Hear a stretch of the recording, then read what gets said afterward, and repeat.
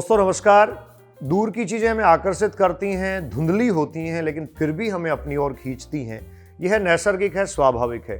लेकिन क्या वास्तव में वो उतनी ही यथार्थपरक होती हैं? क्या उनकी आवश्यकता हमें उतनी ही होती है जितनी हमारे आसपास घटित होने वाली और हमारे आसपास पाई जाने वाली चीज़ों की आवश्यकता और उनका प्रभाव हमारे जीवन में होता है? थोड़ा सा पड़ताल करते हैं। एक सामान्य संवाद मैं आपके साथ स्थापित कर रहा हूँ।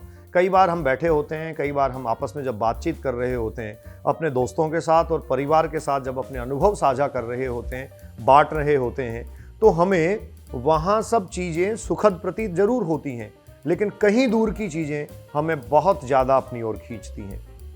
इस स्वाभाविक और नैसर्गिक प्रक्रिया का होना हमारे जीवन की आम घटना है। लेकिन मैं आपको बता दूं, मंगल ग्रह पर या किसी दूसरे ग्रह पर पानी का खोजा जाना और किसी ग्रह पर जीवन की संभावनाएं तलाशना अपने आप में विज्ञान हो सकता है, अपने आप में रोचक भी हो सकता है।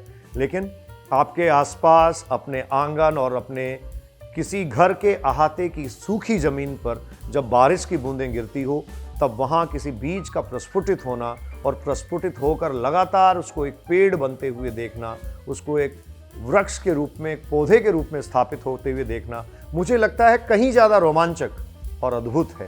तो अपने आसपास की चीज़ों को तलाशना हमें ज़्यादा अच्छे से आना चाहिए। दूर कहीं सागर की लहरें, समुद्र की लहरें आपको आकर्षित करती हैं, आपको अपने पास बुलाती हैं और कभी कभार ज़िंदगी में सुकून के पल उनके साथ बिताने भी चाहिए। लेकिन अपने घर के पास के तालाब को सूखते हुए देखने में हमें उतनी ही निराशा होनी चाहिए। अर्थात हमारे आसपास के जो जल स्रोत हैं, जलाशय हैं, उन जलाशयों के पानी की मिठास और वहाँ के अनुभव हमें सदैव अपने साथ संजोए रख लेने चाहिए, जबकि हम दूर कहीं किसी सागर और समुद्र के आसपास हों।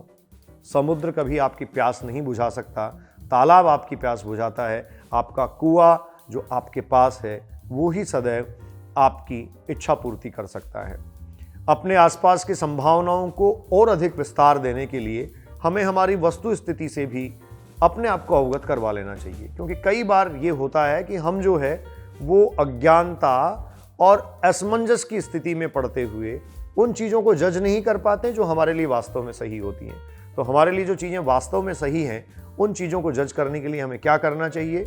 इस वीडियो में मैं 2 से 3 बातें आपके सामने पेश भी कर रहा हूँ, आप तक पहुँचा भी रहा हूँ और साथ में अपने जीवन में उतारने की कोशिश उनको भी कर रहा हूँ। सकारात्मकता एक शब्द बहुत अच्छा लगता है, हम सुनते हैं, लेकिन सकारात्मकताएं तब पस्त हो जाती हैं जब हम भावनाओं के साथ नहीं जुड़ते हैं। तो किसी भी कार्य को अगर आप कर रहे हैं तो पूरी भावना के साथ जुड़िए। आपका भाव सकारात्मकता को अपने आप ला देगा। सकारात्मकता को खींच लाने का एकमात्र जरिया है भाव, फीलिंग्स जिनको आप कहते हैं। वो किसी रिश्ते की हो सकती है, किसी काम को करने में हो सकती हैं और किसी के साथ जीने में भी हो सकती है। सकारात्मकता आपको ऊर्जा से लबरेज करती है। तो अगला जो पहलू मैं आपके साथ डिस्कस कर रहा हूं वो है ऊर्जा। आप ऊर्जा का समावेश अपने काम में, अपने रिश्तों में, अपने आसपास की चीज़ों में कैसे करें। हर आदमी निश्चित तौर पर कहीं ना कहीं सफल होता है, कहीं असफल होता है।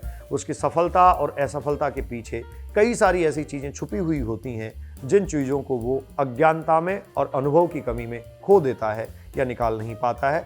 ऊर्जा का पूरा निवेश करने के लिए ये मान लीजिए कि आप ऊर्जा के भरपूर स्रोत हैं। प्रकृति ने आपको वो बनाया है जो वो अपने आप में बेहद खूबसूरत बना सकती थी। एक और आखिरी बात, कई बार कई सारी चीज़ों को हम बहुत जल्दी जजमेंटल होकर ये ठहरा देते हैं कि ये गलत है और ये बहुत ज़्यादा सही है। देखिए, किसी चीज़ को सही ठहराना मुझे लगता है आपके अपने विवेक का निर्णय हो सकता है, लेकिन किसी चीज़ को गलत ठहरा देना आपके विवेक के साथ साथ आपके बायस्ड होने को भी शो कर सकता है। ठीक उसी प्रकार से जिस प्रकार से किसी भी चीज़ के साथ पुरजोर खड़े रहना और पुरजोर उसका समर्थन करना कई बार किसी एक वाद की तरफ हमारा झुक जाने का इशारा होता है। तो इसलिए आप जब भी सही और गलत को जज करें, तब एक बार ये अवश्य देखें, क्या आप उस बात को समझने के लिए, उस वाद को समझने के लिए पर्याप्त हैं? क्या आपका ज्ञान पर्याप्त है? क्या आपका अनुभव पर्याप्त है?